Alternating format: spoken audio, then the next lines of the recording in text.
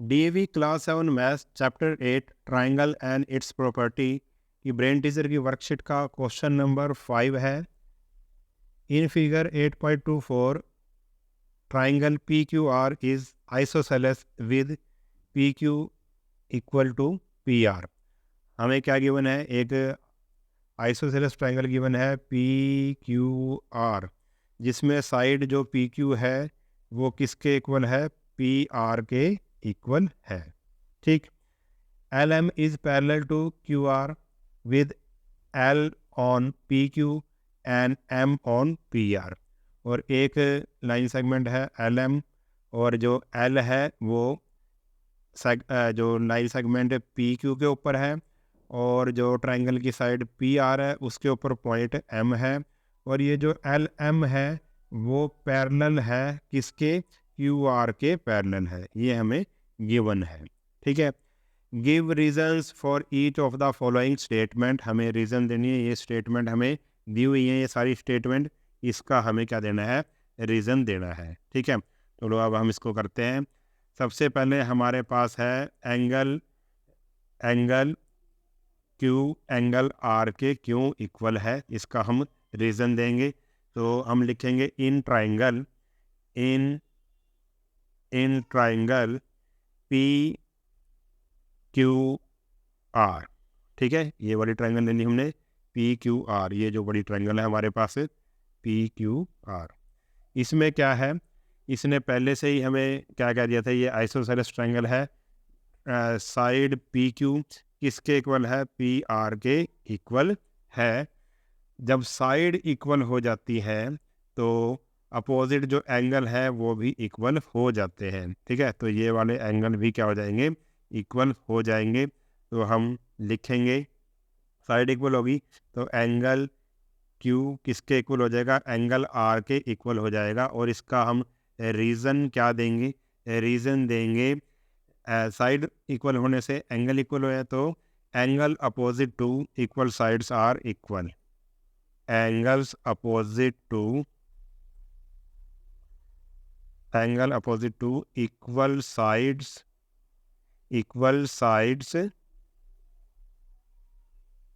Are equal.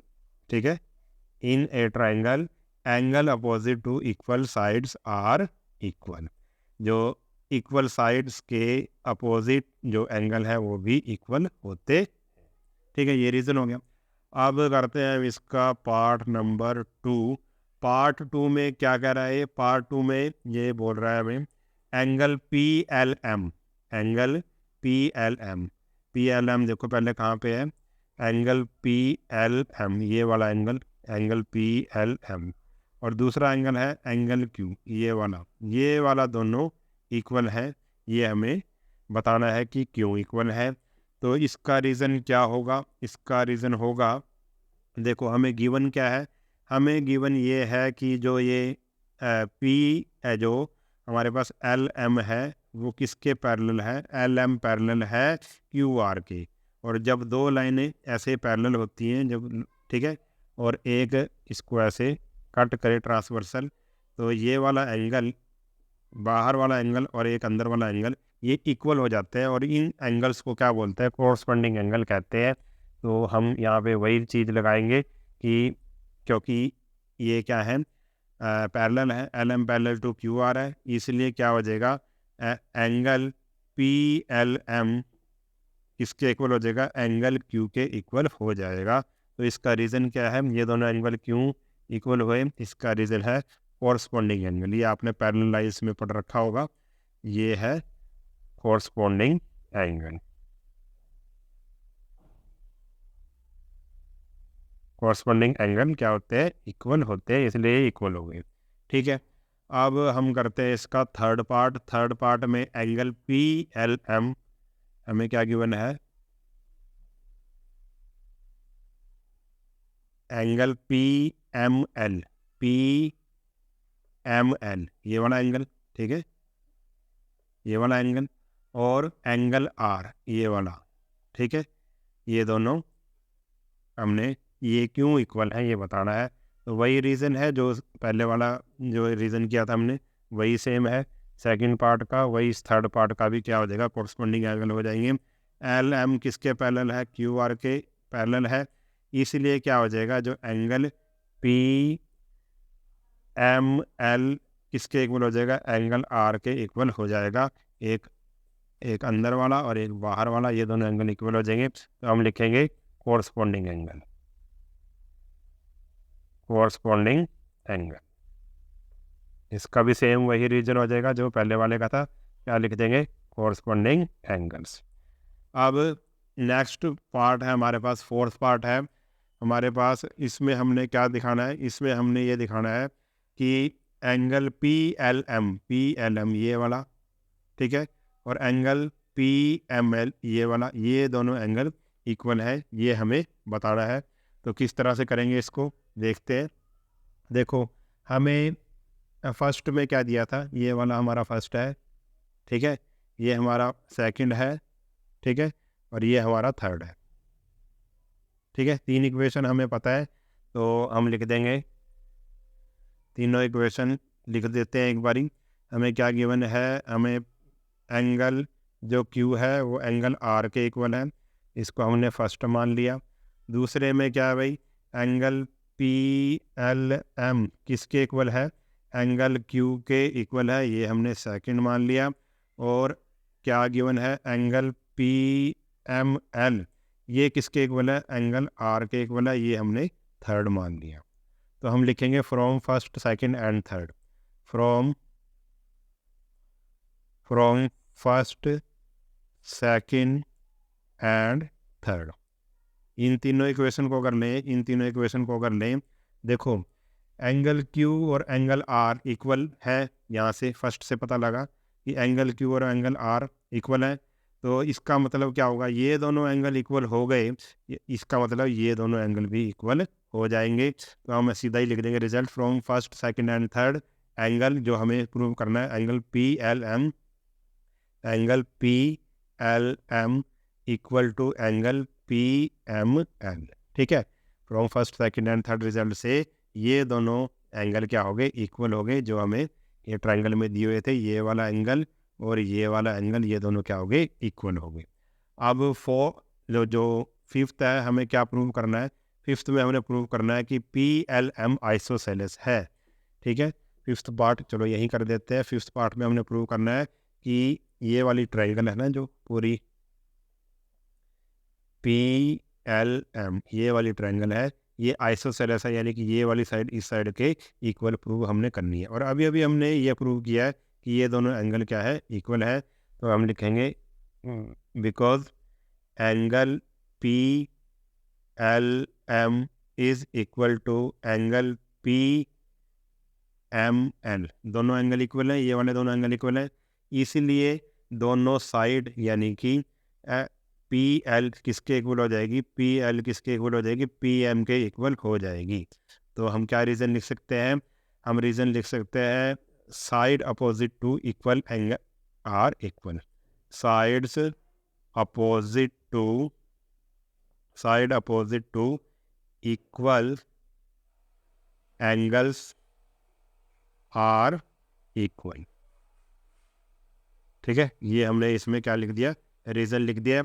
अब आगे आप लिख सकते हैं, क्योंकि दो साइड इक्वल होगी तो ट्राइंगल, दो साइड इक्वल होगी तो ट्राइंगल PLM इज आइसोसेलेस, ठीक है।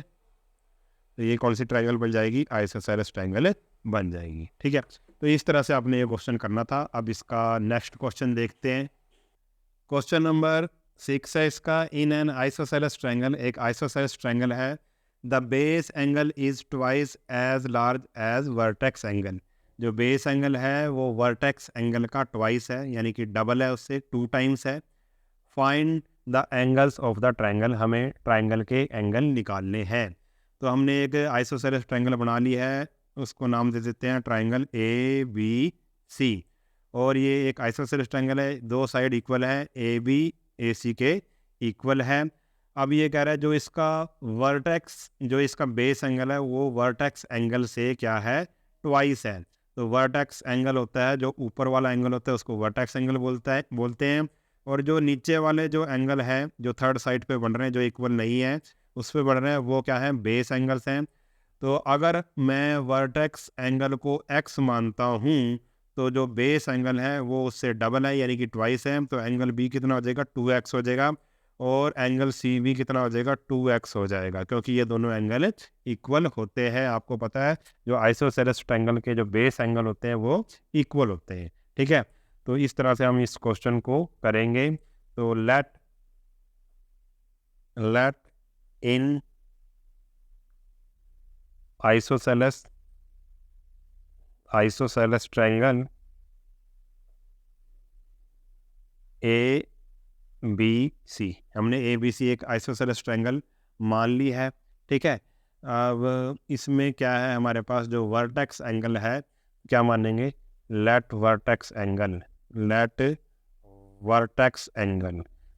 एंगल को हमने क्या मान लिया, x डिग्री मान लिया यानी कि x मान लिया। ठीक है, वर्टेक्स एंगल को x मान लिया, तो बेस एंगल कितने हो जाएंगे, बेस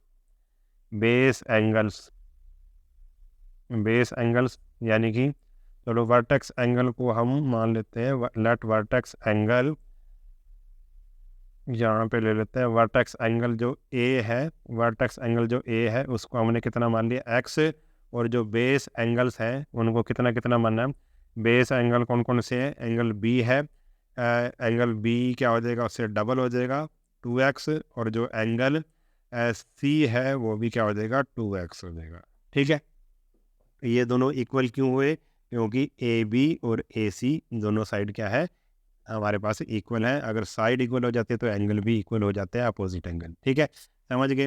अब क्या लगा देंगे, ट्राइंगल जो है तीनों को सम कर दे, इसका सम कर देंगे एंगल्स का, in triangle A B C. Now in triangle A B C, तो angle A plus angle B plus angle C, तीनों एंगल का सम कितना हो जाएगा, 180 डिग्री हो जाएगा। तो आप यहाँ पे लिख सकते हैं angle sum property of triangle, angle sum property. ठीक है, angle sum property of triangle. ठीक है, तीनों एंगल का सम कितना, 180। एंगल ए हमने माना है x, एंगल बी माना है 2x, और एंगल सी भी माना है 2x is equal to 180 degree. अब 2x और x कितना हो जाएगा, ये हो जाएगा 5x। ठीक है, 5x is equal to 180 degree. तो x की वैल्यू क्या आएगी, 180 अपॉन 5 से डिवाइड करेंगे तो हमारे पास आ जाएगा ये 36। ठीक है, तो हमने क्या निकाल लिया, तीनों एंगल। अब इससे हम निकल जाएंगे, एंगल ए हमने x माना था तो ये आ गया 36 डिग्री। एंगल बी को हमने 2x माना था तो 2 को मल्टीप्लाई कर देंगे 36 से, तो ये आ जाएगा 72 डिग्री। और एंगल सी भी 2x ही था तो 2 मल्टीप्लाई 36 यानी कि ये भी आ जाएगा 72 डिग्री। तो ये हमने क्या कर लिए, तीनों एंगल इसके निकाल लिए। तो इस तरह से क्वेश्चन करना था। अब इसका नेक्स्ट क्वेश्चन देखते हैं। क्वेश्चन नंबर 7 है, a pole broke at a point but it did not separate. जो एक खंबा है वो एक पॉइंट से टूटता है मगर वो उससे अलग नहीं होता है। Its top touched the ground at a distance of 5 metre from its base. जो इसका टॉप है खंबे का वो ग्राउंड पे आके लगता है, और जो क्या है उसके बेस से, खंबे के बेस से वो 5 मीटर दूर जाके वो टच करता है ग्राउंड को। If the point where it broke is at a height of 12 metre from the ground. और जहाँ से वो खंबा टूटा है वो ग्राउंड से उसकी हाइट है 12 metre. What was the total height of the pole before it broke. खंबा टूटने से पहले उसकी हाइट कितनी थी, टोटल हाइट कितनी थी। तो समझो इस क्वेश्चन को, यहाँ पे मैं फिगर बना रहा हूँ। मान लो कि ये पोल है, ठीक है, ये क्या है, पोल है। और जब ये टूटता है, मान लो ये इस हाइट से, इसने गिवन हाइट है भाई, ये ग्राउंड है, ग्राउंड से लेके यहाँ तक ये पोल टूट जाता है। और ये पॉइंट आप ले सकते हैं, मान लो आपने ये पॉइंट सी ले लिया कि सी पॉइंट से वो पोल है वो टूटता है। ठीक है, सी ये पूरा पोल है, यहाँ तक है पोल, ये मान लो ये पॉइंट था ए, ठीक है। तो और ये पॉइंट आप मान लो बी, तो ए भी था, पूरा पोल क्या था, ए भी था। और ये सी पॉइंट से ऐसे टूटता है और नीचे ऐसे आ जाता है, इससे अलग नहीं होता मगर नीचे ग्राउंड पे ऐसे आके टच करता है, ठीक है। सी पॉइंट से टूटता है और ये सी पॉइंट ग्राउंड से कितनी दूर है, ये है 12 मीटर दूर, यानी कि बी सी की वैल्यू कितनी होगी, 12 मीटर। और ये ग्राउंड से करता है टच, कितनी दूर टच करता है, बी पॉइंट से 5 मीटर दूर, तो इसको ले लेंगे हम 5 मीटर। यानी कि अब ये वाला जो ए पार्ट ही नीचे आएगा, ये पूरा पोल था ना, यहाँ से टूटा था ना, ये यहाँ से सी से टूट के जो ए पार्ट है वो यहाँ पे आ जाएगा, ए पॉइंट यहाँ पर आ जाएगा। यानी कि जो सी ए पार्ट था वो क्या आ जाएगा, नीचे आ जाएगा, ग्राउंड पे आ जाएगा ए पॉइंट, ठीक है। ये खंबा ही है, ये भी क्या है, ये भी क्या है, खंबा ही है, ये भी खंबा ही है, ठीक है, टूट के। यानी कि हमें टोटल जो उसकी निकालनी है हाइट, की जो पोल की टोटल हाइट कितनी थी टूटने से पहले। तो अब देखो करते हैं इस क्वेश्चन को, बिल्कुल इजी है। तो हम लिख देंगे, अब ये क्या बन चुकी है, एक राइट एंगल ट्रायंगल बन चुकी है। जो ज़मीन और खंबे के बीच का एंगल कितना होएगा, 90 डिग्री का एंगल होएगा। और ये सामने वाली साइड कितनी हो जाएगी, ये हाइपोटेन्यूस हो जाएगी। तो पाइथागोरस हम लगा देंगे। तो हम लिखेंगे in right triangle, in right triangle A B C. अब हाइट ऑफ ट्री हमने निकालनी है, तो let height of tree,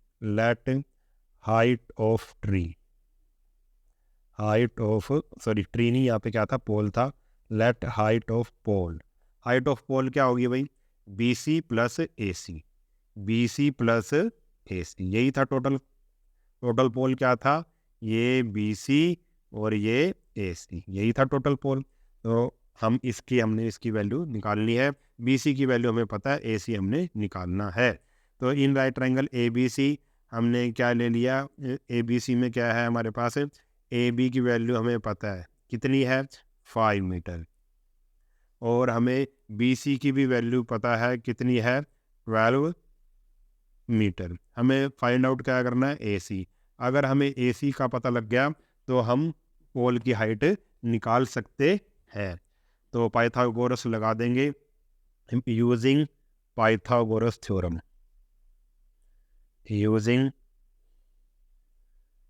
Pythagoras theorem.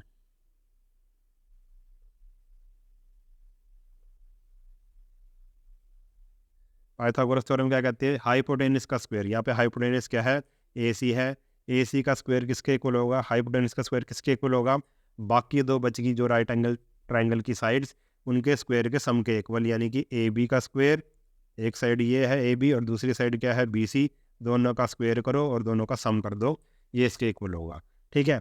अब सारी वैल्यू पुट कर दो, ए सी कितना है, ए सी हमारे पास, ए सी हमें फाइंड आउट करना है।